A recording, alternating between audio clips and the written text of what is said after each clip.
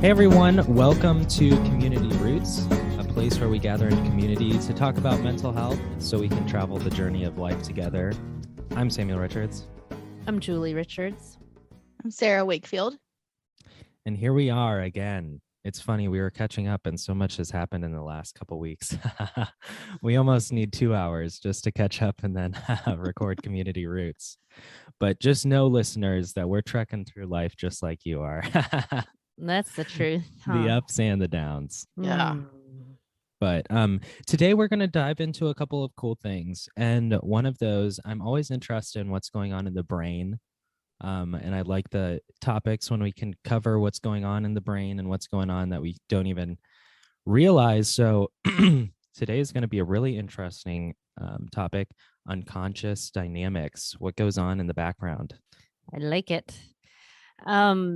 I think it's so interesting to consider that we have a relationship with our brain, our body, our nervous system. And so the more that we can become aware, that happens on so many different levels to think of it that way. Even something as basic as our posture or our alignment is getting us into our bodies and helping us to become more aware. We think of the process of healing as bringing the unconscious to making it more conscious. If we don't have awareness, we don't have anything to work on because we don't know it. It's kind of like step work with recovery. The first step is a moment of clarity that we realize that there's something that is a problem or something that we want to work on. And so that's kind of the first step of what gets us into being able to move and learn and heal and grow is that moment of clarity. And so as we're talking about this relationship of how to be a healthy human, it is so important that we are growing in our relationship to ourselves, to our brain, to our nervous system, to our body. What does it mean to be embodied? What does it mean to be more aware, to be more conscious? I've really been working on that. Sorry, Samuel, I'm going to clear my throat. Coffee break, tea break. And I'm going to take a little sip of tea. That's a good idea. I'm the one person that drinks throat coat all year round. It's my go-to. It's like, I think most people use that as a temporary thing. Mine is like daily. So it's all that podcasting and therapy. I've been working on my relationship with myself probably for decades, honestly, but specifically to be embodied and to become more alert, more aware to my breath, to my posture. Even I was thinking about this morning. We had talked about the word balance when we were meeting with LaShonda Sugg, and she didn't like that word because she's like, when are you ever in balance? But I love that word because I was in the posture brushing my teeth where my left foot was a little bit forward from my right. So my posture was a little bit off, and having the conscious awareness of I'm right now kind of putting myself out of alignment, I could notice it and bring my left foot back so that it was balanced. And I thought about a massage therapist that I had seen many years ago that was telling me, even when I would lean on one side, like to, be talking with the majority of my weight on one side, one leg than the other, he's like, don't do that. Like balance your weight so that you're keeping your alignment in check and all of this all the time. So those little tiny adjustments that we make are ways of becoming more aware.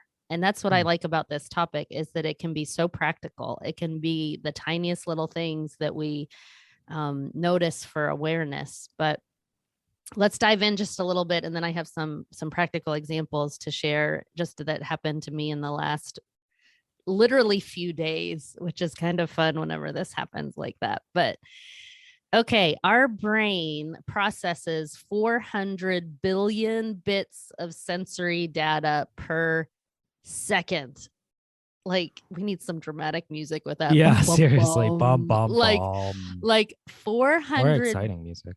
billion bits. Wow. Yeah. I mean, it is like a wow, because sensory data would be anything that we can obviously hear, taste, smell, see, have a felt sense of. Every single second our brain is taking in and doing this work. No wonder we're tired sometimes, right? Like 400 billion bits. And we are only consciously aware of 2,000 bits of it. So even comparing that, like obviously so much more is going on than we have awareness of. But I think it's also astounding that for every second, we are consciously aware of 2,000 bits of sensory data. Like, that's an amazing brain. I think that's so powerful.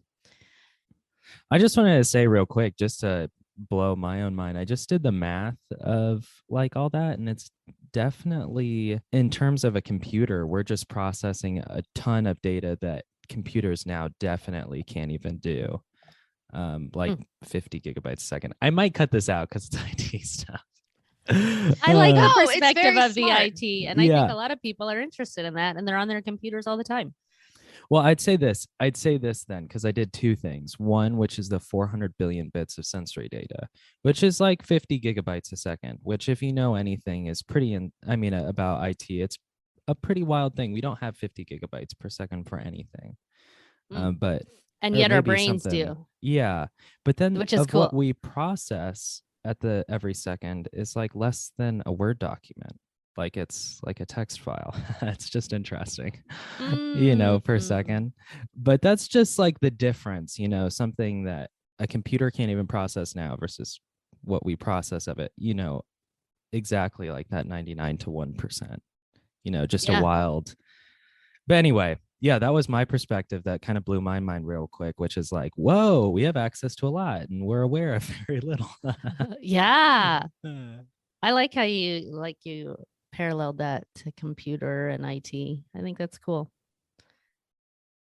I was wondering on the sensory overload side of things, if we're aware of less than only 2,000 bits of this, then can our brains be aware of more than 2,000, or that's the like we're aware of 2,000 bits and our conscious can't be aware of anymore?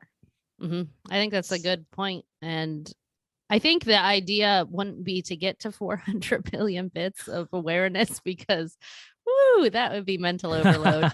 But I do like when we switch how we're looking at it to this other like percentage wise. I think it's kind of cool. So this is if we're aware of less than 1% of all sensory data, the majority of what we experience isn't even on our conscious radar.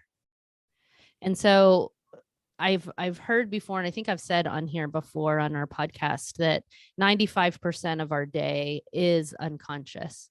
And so I think the idea of adding like a 0.5% or 1%, a little bit at a time, makes a lot of sense, to just become more aware of checking in with our body, checking in with our spine, or with our breath, or with our temperature, or our hydration, or anything that brings us back to home base, is so wise, because we're here then more. We are present more. So when we think in terms of the functional adult and a wider window of tolerance, a larger green pathway, ventral vagal system, all of these ways of understanding it, is that we're able to take in and be more vitally alive.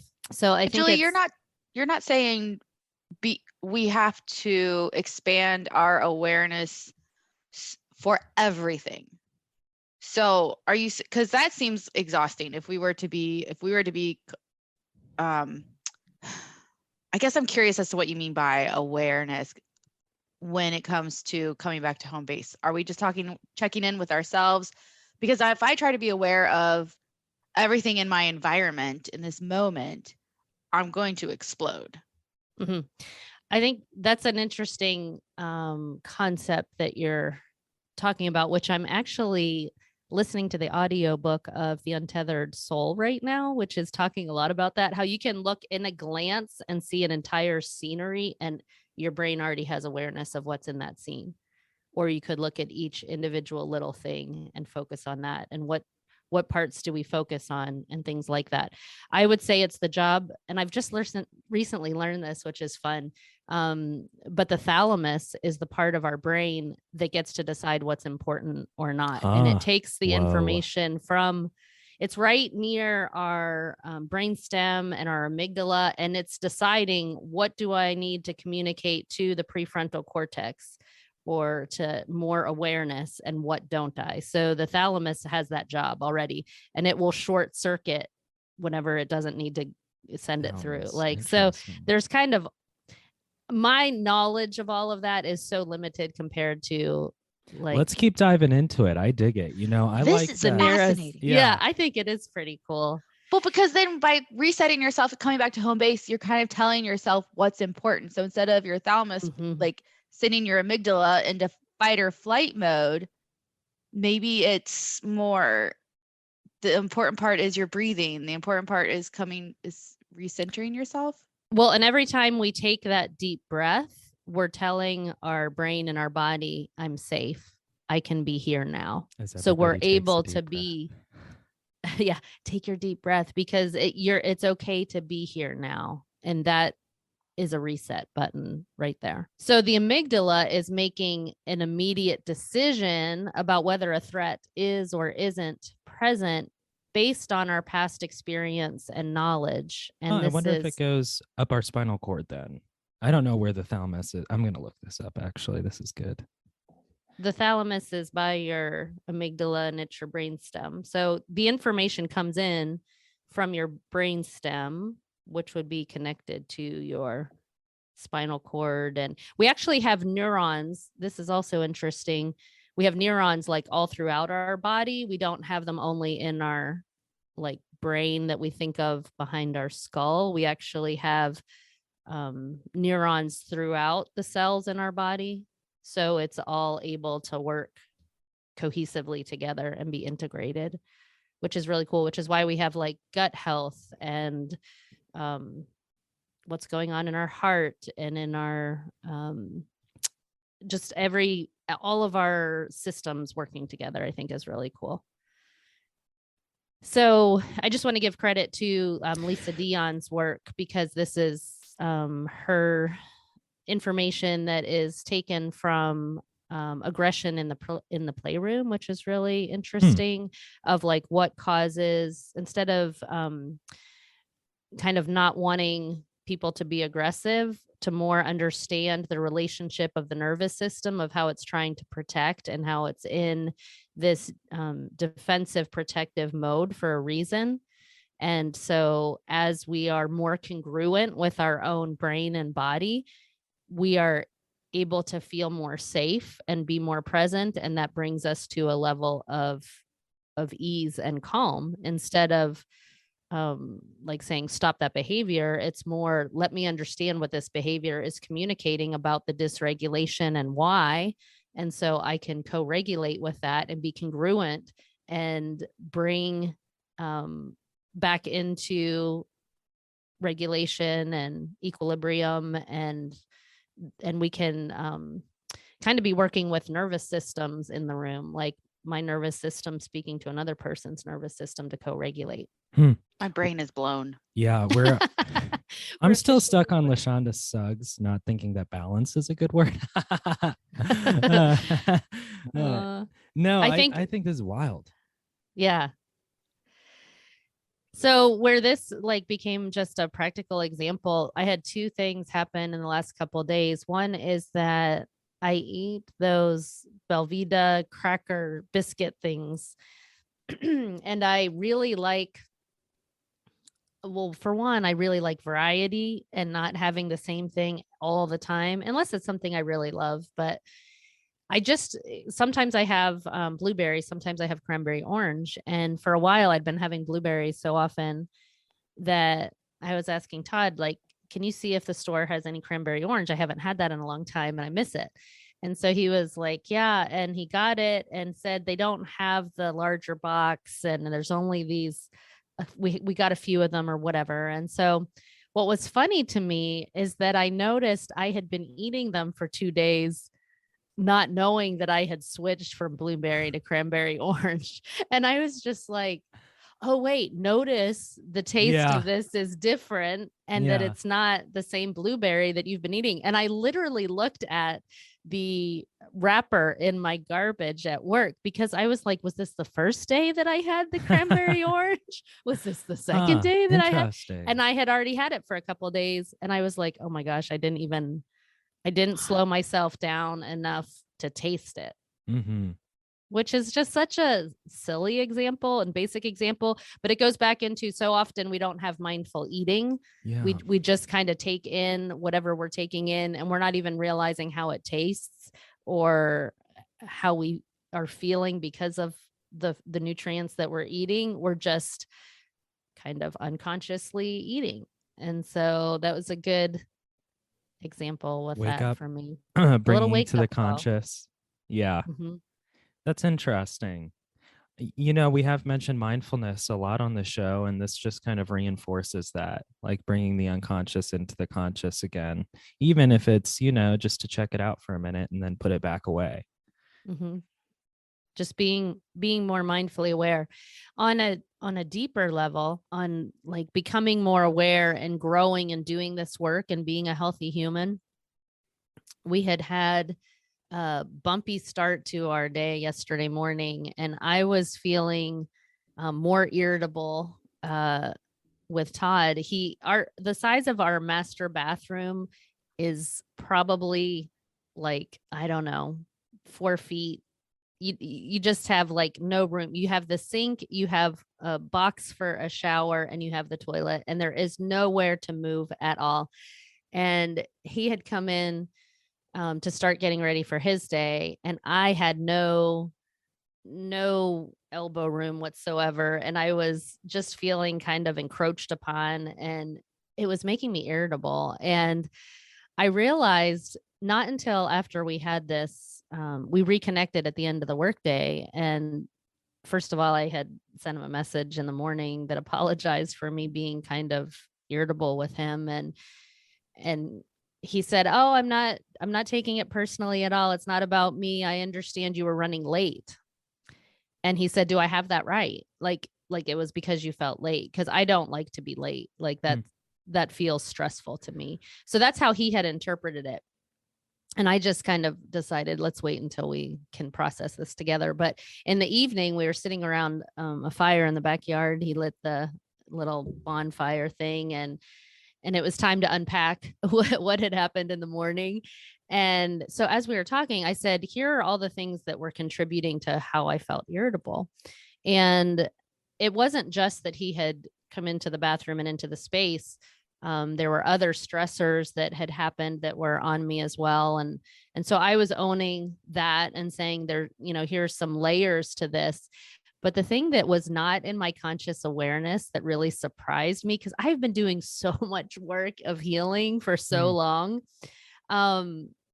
He said, it was funny because he said his initial his initial statement of, I didn't take it personally, it wasn't about me. He goes, I'm realizing it was about me. That it was because I came in the bathroom and there wasn't enough room for both of us to be in there. And he said, but next time it's okay for you to just tell me, like, don't be in the bathroom right now because I need to get ready for work. Like, to just tell me that, to just ask me to not come in the bathroom. He said, now I know, so I won't do that. But he's like, I didn't even know that that's what you were like stressed about or thinking about or whatever, that he had kind of encroached upon my boundary or my space or my proximity. And I had this aha as I was reflecting on it later, because I was like, oh my gosh, I've done so much work to have a voice and to say what I need to. And this was an example of the irritability that I was feeling was actually me, my body giving me messages of, your boundary's been crossed. You feel irritable right now for a reason. So it's not just don't be irritable or stop the irritability. It's that was like an indicator to me that was going off, that I just felt like some, I don't know, sadness or shame about feeling irritable, because I was like, I don't want to be an irritable person. So I was like almost misinterpreting my body cues a little bit on this very fundamental thing of you need to have a voice. You need to set your boundary. You need to say, which I already know that on so many levels, but in some way it was unconscious at that point of like, oh, I guess I should say something. And instead I was just kind of grumbling under my skin of like, there's no room in this bathroom. And I don't even have like, you can't even maneuver because it's too tight. But I didn't even say it. I didn't even say it out loud. So that didn't even come to conscious awareness to me until he brought that up. And then all of a sudden I sat with that and I was like, oh, you're right. I didn't even say anything at all. I just felt miserable and grumbly about it, but I needed to verbalize it. It's amazing that your body, you've done so much training and so much work and so much healing over the years that your body is trying to tell you something, but that your body remembered, that your body was like, hey, by the way, you need a voice right now. This is too much. It was This your is too much. amygdala. Yeah. Like, Julie, hello, Julie. And you're preoccupied with something else. Trying to get to work or whatever. Yeah. But your body remembered. You remembered, and your body was sending you these messages. That is just awesome to me. Can I say something other that also builds off this a little bit that I was thinking about? I ended up Googling a picture of the brain, and your amygdala is right up against your hippocampus. So like your memories and your fight or flight response are smushed right up together. So it's interesting, you've worked on yourself the last couple years and your brain was like, this isn't consistent with, how we've done things. And it's just interesting. The brain's pretty cool. And it's pretty cool too. Like you're a therapist, Mom. You've been doing this. You're professionally doing this for years. And there are still times when you're able to take a pause and walk away learning something. Oh, I don't think sometimes. I think all the time. I mean, like I am right there. I'm on the path with all the people that are doing the work. Like I am continually aware and practicing it and often bringing honestly some testimony to that or some anecdotal stories with my clients sometimes to just say, this is me too. This is how this is coming up for me. And I don't overshare, but I do give some authenticity to me being human and to what I'm learning and how I'm growing and how I'm processing something to try to become more functional adult or how I can change my relationship with my body, my brain, my nervous system, my littles, and how I can be more functional adult. I'm doing this work all the time. Like, and I love that I am. I mean, it is life-giving. It's not tedious or burdensome. It's more freeing and more expansive and more like opening me up to being fully alive and fully present and more conscious. And it is so life-giving. And listening to that Untethered Soul on the way driving in today, I was just hearing how much energy our heart has when we have heart openers, when we're open and willing to something, we have energy for it. Like it's not coming just from the fuel of our food or our sleep. It's coming from our heart being open and willing and alive. And I can relate to that because as I have these aha moments, these little epiphanies, and my life is changing, I'm so energized to be like, wow, yeah, let's keep doing more of that. And it's just, I think it's pretty awesome. So that is pretty awesome.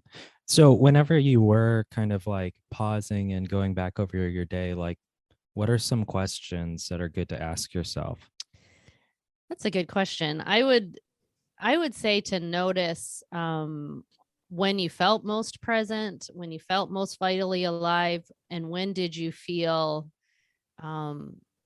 more stunted, more like I had to go away, or am I in moments of open curiosity, compassion, or am I spending more of my time agitated, constricted? And if I am, it's not like a shame thing of I'm doing it wrong. It just means that we haven't quite awakened yet. Same thing with my irritability that I felt in the bathroom, like when there wasn't enough space for Todd to be there too. It's just like needing to pay attention to the agitation or irritation to say, what is it that I need to notice about this? So that Oh, I, like those pain points that we brought up last episode, massage, the Mhm. what did we call those again? When we were talking about Triggers. triggers. Yeah, Mhm. triggers. Yeah. Yeah, like it's letting you know where the work is. So instead of feeling like, oh, I'm a bad person because I was being irritable, or even thinking, I need that I'm depressed or I'm anxious or those, that's true. It can be that, but it can also just be indicators of places of awareness that we can say that needs some time and attention or reflection, or maybe I need to set a boundary, or maybe I need to have a voice, or maybe there's something that I'm needing so I can get back in congruence with myself and be authentic. And I think, to be honest, in the best authenticity I knew in that moment, that irritability was quite authentic. It was like my boundaries being crossed right now. I just didn't take it to the next level of awareness until later, that it's like, oh, I never did actually say it. I just thought it and felt it. And I can be empowered to have a voice and set a boundary if I say it out loud, because he, of course, would have said, oh, no problem. I'll step back or whatever. He would have given me the space I needed if I had asked for it. But it was like so ingrained in me as an old tape, or a default mode is that I can be Grin and encroached bear it. upon. Yeah. And I just stuff it and swallow it and I feel miserable. And so it's newer for me. And when I say newer, I'm talking potentially 15, 20 years newer, not like Mm-hmm. this week or something, but it is newer for me. That's the first half of my life, I think, was very don't verbalize, don't have a voice, stuff it, grin and bear it, push through, kind of more perfectionistic, more performance driven. And it's taken me a lot of years to unlearn that and to Mm. be more authentic and to say, I need to pause here. I need to consider how this is impacting me, and I need a voice to be able to talk about it. I feel like we should have like a little bit of applause there. Absolutely. So we need to sit with and consider, like, how are we allowing the unconscious to open up to us in this moment? Like, what are the things that are coming up for me? What am I starting to notice with my emotions? Are there things that have meaning for me that I need to consider, kind of putting some puzzle pieces together, connecting the dots, or finding the depth in me? Are there unresolved places that are coming up? Our behaviors actually reflect the unconscious efforts to regulate autonomic arousal. Hmm. So this is an ongoing work of integration. I'll say it again. Behaviors reflect our unconscious efforts to regulate autonomic arousal.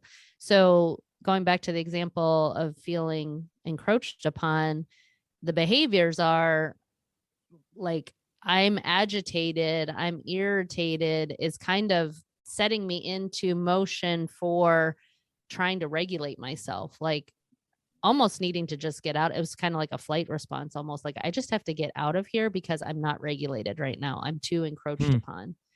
And so those behaviors are showing, those were speaking for me, so to speak, what the unconscious dynamics were that were happening, that were regulating where my autonomic nervous system was. Like, I was agitated in my nervous system. I didn't feel okay. I wanted to get out. I wanted Hmm. to like have flight, just get me out of this bathroom. And so it's kind of cool that my unconscious was aware of the need, and it was trying to regulate me. So if we can kind of have a bigger picture to step back and look at, how is my brain, my nervous system, my body, my thoughts, my feelings, my unresolved places. I mean, obviously we don't go around, well, for 95% of our day, we're not going around reflecting on this or becoming more aware, but could we maybe a 0.5% or 1% start to notice our feet on the ground, or the temperature of our hands, of just, I'm embodied, I'm here now, I'm checking in on my posture, that my core center that I have that gives me energy in life. And how I can be in step with myself and congruent so that I'm showing up in the world authentically. Yeah, something that brought that up for me, it's interesting. What I was thinking of was, how we talked this morning that I have a chicken that died. I was like, this morning before our recording, I was like, I just feel like I need to put that out there at the beginning so I don't feel too distant. Because sometimes in our episodes, if I'm dealing with something, I tend to be distant instead because I'm like, what are they thinking? It's just all connecting and it's interesting. I like it's just interesting what I see in like your notes, Mom. It doesn't need to be fixed, it needs to be held and witnessed. Like, I think that's really interesting. Just, taking a minute. And it's, a couple weeks ago, I think it was our trail mix where I was just thinking about my chicken and Sarah was talking about her horse. And it was just interesting how that episode I felt pretty distant and we didn't really talk about what I was dealing with until the end. But here, you know, we had a chance to catch up and I feel present and in the moment. It's just interesting. Mm-hmm. Yeah, Pete Walker is the one that talks about what our parts are trying to accomplish when we have, these different, I guess, layers or dimensions or parts of us that we become aware of. It's not that we need to be fixed.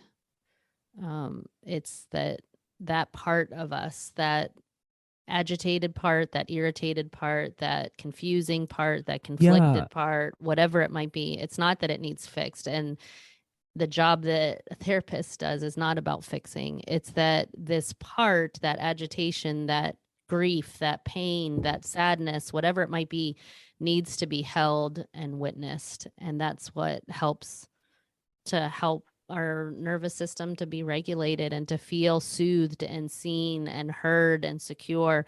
All of that is a secure attachment. So it all kind of comes full circle back to the things we've been talking about since the beginning of this season. Yeah, it makes me smile too, not to tell your story for you, Sarah, but like in your moments when you were with the horse or off the horse or whatever, I thought it was so funny how your brain kind of went through those thoughts. It held, you kind of thought about it and then you're like, okay, I really got to be present now. Time to just save this for later and I'll deal with it. It's just interesting. You're unconscious, bring it up. And then you're like, okay, it's held and witnessed. And then your body's like, okay, let's get better. Let's get to the next step. We held it. Mm-hmm. I was thinking about my accident a lot during this episode. Yeah. I was also thinking of another moment. I was at some friend's house the other day and pictures of me and my ex-husband were on the wall. Huh. And I felt my body kind of, I don't want to say grumble. I loved how you said grumble under my skin earlier, Julie. I didn't grumble, but I felt like my blood was like roiling, not from anger, but just like I just felt agitated all of a sudden. And I wanted to like I felt hot and I was just like, get out of this moment. And in that moment too, thanks to all of my therapy, I was able to say, oh, like, okay, I understand. I'm agitated right now, or like I'm feeling something, I'm feeling anxious. And I held it and I said, okay, I'm feeling anxious about this. And then later on, I didn't try to be like, oh, Sarah, you shouldn't feel anxious or try to fix it, but I addressed it later as grief. Like, oh, that was a moment in time. And, I don't have that moment anymore. And, but if I hadn't stopped to think about it or acknowledge it, I don't know what the rest of my time would have looked like, but I think I would have been distant. I think I would have removed myself from my present company. And I probably would have, felt agitated the rest of the evening, but I did hold it. And I was like, Sarah, that is affecting you somehow. Let's come back to it, but acknowledging it first and bringing awareness to it. And then, later on, I was able to identify grief and it's not a bad grief. There's no such thing as bad grief. But it was like, I'm happy where I am, but it was just acknowledging that. We've all done some good work recently. Well, I think it is so good to reflect, to just say this is ongoing and lifelong, not in a burdensome way, but in a growing, our capacity to show up in the world kind of way. I think all of us have talked very positively about moments in our lives that were stressful or had a conflict there. All of us described feelings of uncomfortability of some degree, and we're all talking positively about the past experience. I mean, in one form or another, right? There's space for a mixed bag, but it's interesting. It's cool. It's like evidence of people working on something. And even though it was tough, it's like, hey, yes, we done it. I like when we have moments on the show like, wait, I am doing it. Yeah, I'm living this thing out. I think the authenticity of that is so cool because we're not just talking about concepts in a like cognitive way of just intellectualizing it. It's like experientially we are being transformed and changing and growing and becoming. And I love the process in that. I think it's very worthwhile work. Sorry, Julie. But I do think the word honoring comes to mind. Honoring our bodies, honoring our experiences, honoring everything we've felt and everything we've gone through and our histories. Boom. Yeah. So maybe what we can do is, there's probably a lot of conversations we still want to have about the unconscious and stuff, but we can hold it for a second and say, hey, we'll come back to this. And then we can maybe we'll on. Trail mix it a little bit. Yeah, that sounds great. I'm noticing an opportunity for trail mix here. But yeah, let's talk about logos. I know we are super excited for these logos, and hopefully you start seeing them appear. We've got a variety, I think 5 community roots, off the beaten path, trail mix. Unpack that. Deep breath. Sweet. Boom. So yeah, if you're on, depending on what device you're listening it on, those logos might not appear, but you can always go to our website, which is communityroots.podbean.com, see all of them. Or if you use Podbean, you'll be able to see those logos immediately. But yeah, check them out.